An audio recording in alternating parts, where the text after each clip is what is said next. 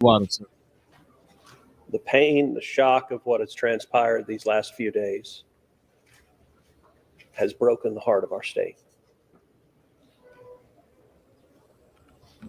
As of yesterday, the confirmed death toll was 82, and those numbers are continuing to go up.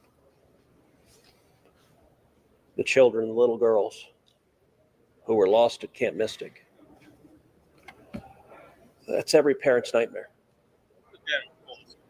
Every mom and dad. Last week, we were like every parent's nightmare. But the nightmare of our children being destroyed, taken away, put in cages. I was put in cages. Right. That's not a nightmare.